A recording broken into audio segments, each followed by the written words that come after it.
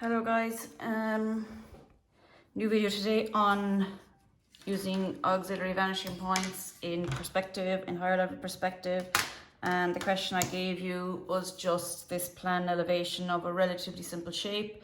I asked you to draw the perspective. I gave you a printout which included the picture plane and the ground line, the horizon line, and there's also one with dimensions on it. This is the one with dimensions, if you please, because I have to put in the picture plane and horizon line and vanishing point myself, and I said I better go over that with you in case somebody didn't get that right.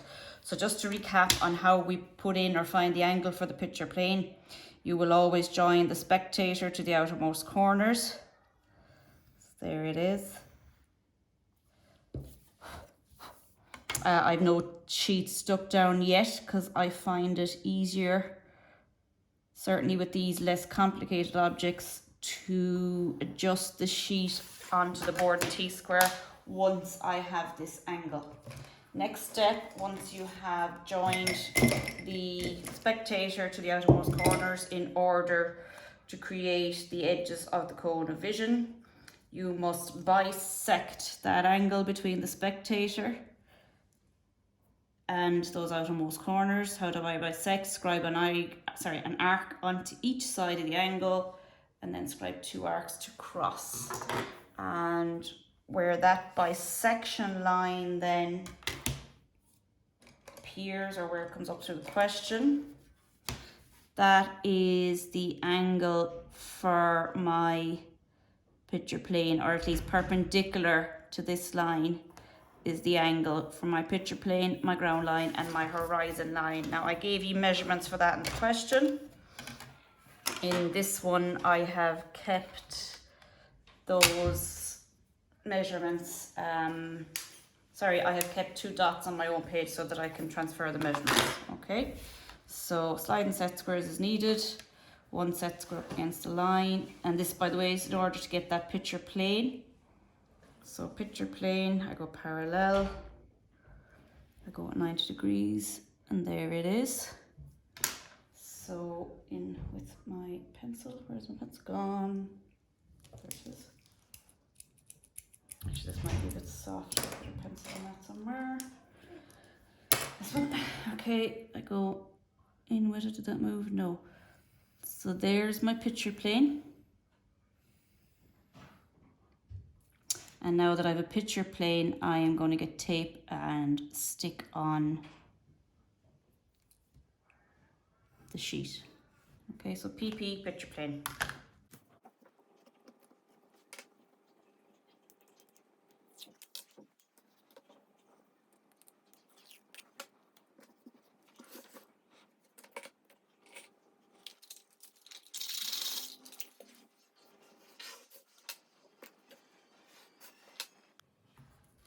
Okay, so there we go. So I have the picture plane.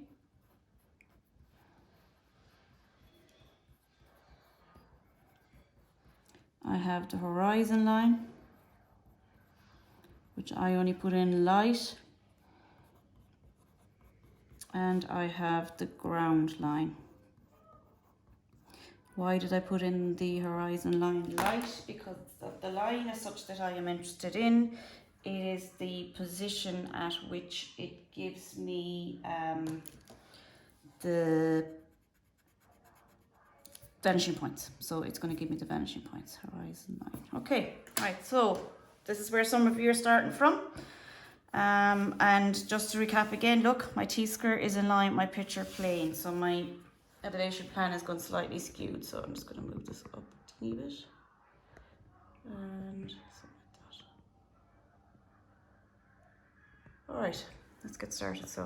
So what do we normally start with? Well, first of all, I need to find my vanishing points, and I cannot find my vanishing points unless I have joined the spectator to the picture plane and gone parallel to the edges of the plan. Remember, I'm trying to generate points that are vanishing points that are relevant to the lines I have in plan. So if I look at my planned shape, yeah, it's a rectangle, like that's fine and that's obvious.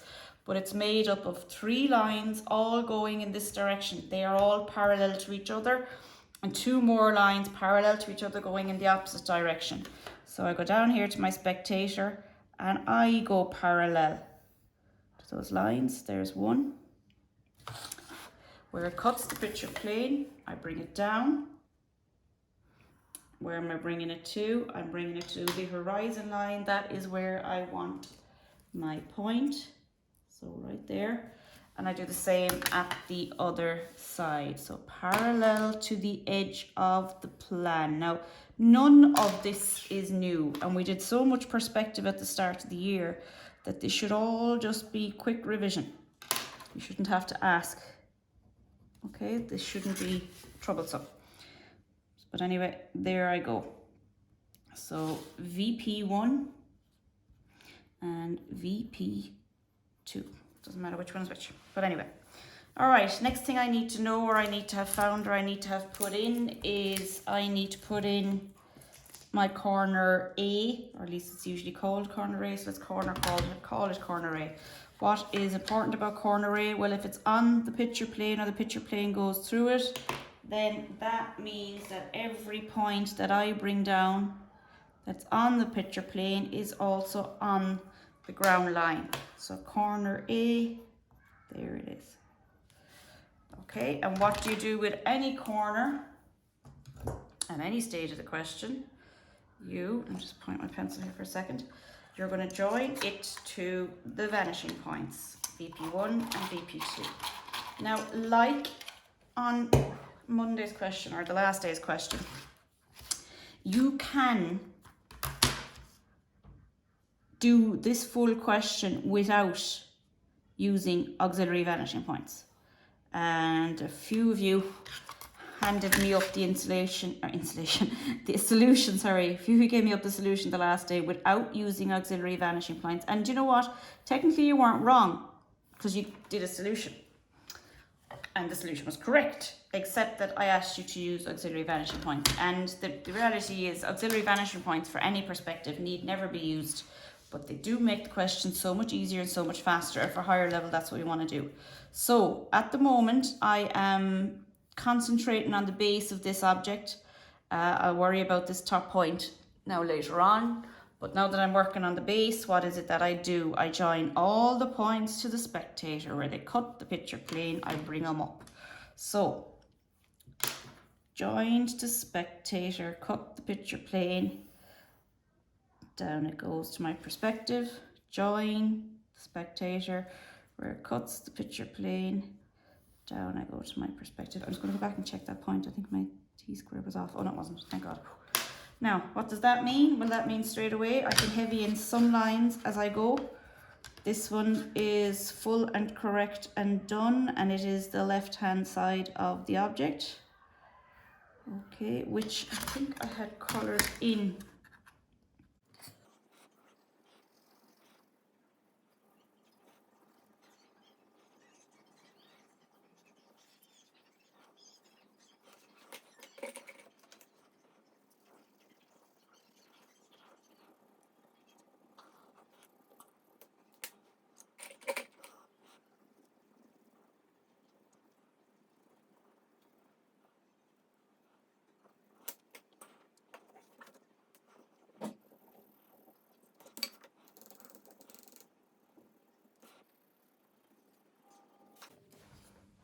Okay, so I just added the colours there that we had in the printed question that I did out for you. All right, so there's our colours, just to make it a bit easier. All right, so I had just finished putting in the baseline there of the block. I just want to continue it on. How do I continue it on? Well, I imagine there's a line across here and I finish that part of the block. In order to put in that line, or even the one at the other side, I need to measure that height. So I take out my compass, I take my height from the elevation and project it down, or bring it down rather than project it. This is a matter of carrying it down. So there's my height, carry it down to corner A, measure it above corner A, because look, there's corner A, there's the height it refers to. So I know it can be measured on corner A, and that would give me the front line of my block. Done and done. Picking up the wrong pencil. There it is. So that goes in heavy. Lovely. What happens then at that stage is that part of the block joins back to VP1 and to VP2.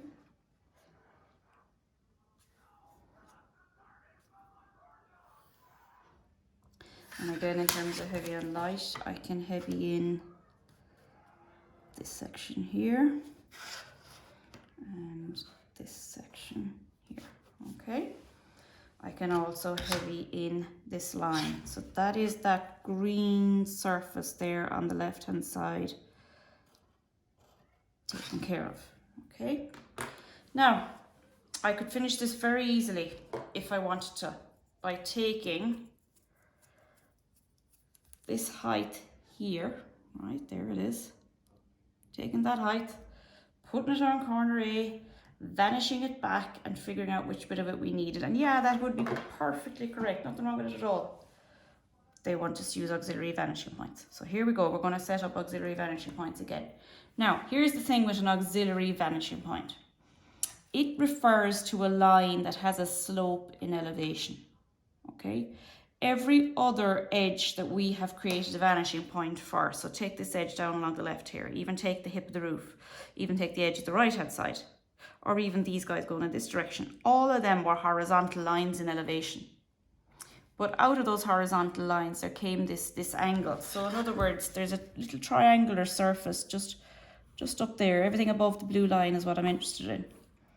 And our spectator now has to look at that object as if he was looking at that angle to it.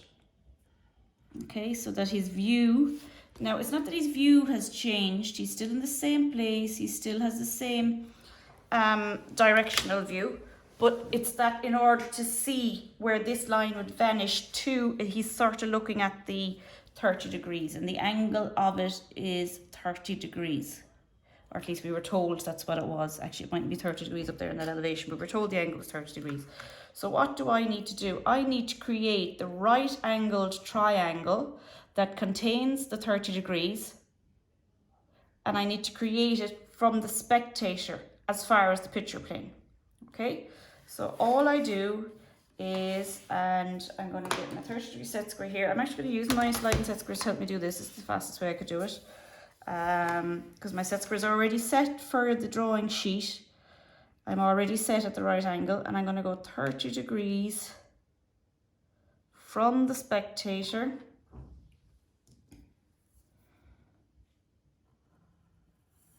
I'm going to keep it light for the moment.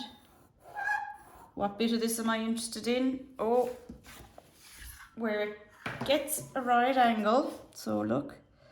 Put a right angle in there. Now it's pure coincidence, by the way, that it's meeting exactly at the plan. That's not that's not what I was after at all. Doesn't mean it's wrong, but don't mix it up. Don't confuse it. This is what I was after though. This height here, right? Because that tells me how far back or at what distance or what height the edge, which is at an angle of 30 degrees, is at when it's at the picture plane. So I want to highlight that triangle. So here's the triangle in here. So it's between the setup line for the vanishing points, which is there. Okay. What is important about it? What's important is that it is at 30 degrees. This is a 90 degree angle. And I am interested in height H, which is just there. That height, that red height H. Now, what am I going to do with that red height H? I'm going to take it on my compass. So there it is. I'm going to put it on the vanishing point, because what I've done is I've said, right, if this is the original vanishing point, it's this height above that vanishing point that gives me 30 degrees slope. So I measure that above the vanishing point. Now there's a little trick with this question. We didn't do it in the last one. And the trick is that the slope of this roof is going up and down, right? So actually I could use 2 vanishing points. Now one will actually do me because it's such a simple question, but I'm going to do it as if I need 2. So now that I've measured that height h, pencil's breaking up, that's the HB pencil's too dark, but you needed that dark to be able to see it. Anyway, this is my AVP1, auxiliary vanishing point 1, and it joins back to that corner, and it gives me the angle that I'm needed for that gabled end. Now, I did say that that would have been enough, and it is, because I could join this corner now to the spectator, and where it cuts the picture plane, I could bring it down and I could finish the whole question. Happy days. Or I could show you something else, which is, and again, thinking ahead, it might not be necessary here, but it could be necessary in another question. I can also measure the same distance below the vanishing point. Now, by the way, I didn't mention there why it was vanishing point 2 and not vanishing point 1. The reason it's vanishing point 2 is because it is set up on the line, the original line, to create VP2. So by going underneath, so I'm measuring H again, this is like looking down the angle. The first measurement was to get that look up there at 30 degrees. The second one, hang on now, I'll just highlight it first and then I'll mark it in. So this is H again, but it is looking down that way. So spectator standing in the same place but now having a different view. And what that gives me, and actually, yeah, that's what I was about to say. Anyway, look, yeah, I'm not wrong. For a second there I was like, what? What that gives me is I can join that back up. Oh, sugar. I can join that back up to my edge there, extend the line on. Lovely jubbly. And when I do, there's the completion of the gable end. Okay? Now, if you want to be certain that that is correct, what you could do, and it's very easy to do, and I will actually do it here, but I'll do it in orange because it's unnecessary and I don't want you to come back and look at this question and say, why should I? No, I won't say that. Actually, hang on, I'll do it in orange once I clear my pencil. So what I'm going to do is I'm going to join that gable end to the spectator where it cuts the picture plane. I'm going to bring it down.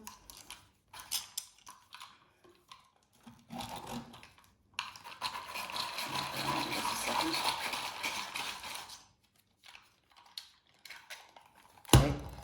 So this point, join to the spectator where it cuts the picture plane, and what I'm expecting, bar a little bit of inaccuracy, oh god, I haven't been inaccurate at all, perfect, that when I join that down, where does it end up? Right there. So yes, we did find the correct spot. So that's me just checking. So that orange little bit is me just checking. And now to finish off. So finishing off by heavying in all the lines that are important and relevant and all of that. So that's heavy. That's heavy. Be careful here now. We're about to go across this hip line of the roof. And if I go back and look at where it is, it's horizontal. Therefore, it's on vanishing point 1. So back in here, VP1. And look, because these two lines are parallel, even at 30 degrees, I can join that as well to AVP1. Now, I will say again that, look, this doesn't really shorten this question here today. But you are going to be asked at higher level to use auxiliary vanishing points.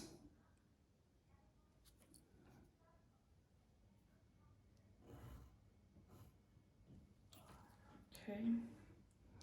So you're going to be asked higher level to use auxiliary vanishing points. And that is how you do it. And in a larger, more complicated question, it'll make it easier. All right, so there we go. Picture plane, horizon line, ground line, sorry. Plan of the object, elevation of the object. What do I need to add to this in order to finish it off and make it look good? I'm just going to put in these colors here for a minute. So we see this surface, we see this surface. Remember, always shade any school questions. I'd shade them all in the exam as well if I had time, but you are unlikely to have time. Shade this guy. Okay, I have all my labels gone in. AVP1, VP1, VP2. Remember, they're the same heights. That's 1, 2, 3 times I've measured the same height. Up here, it's important to understand that this is an XY line, therefore that's an elevation. And yep, that is it done. All right, guys, thanks for watching. I hope you've any, I hope if you've any problems with that, you let me know, and I hope it's okay.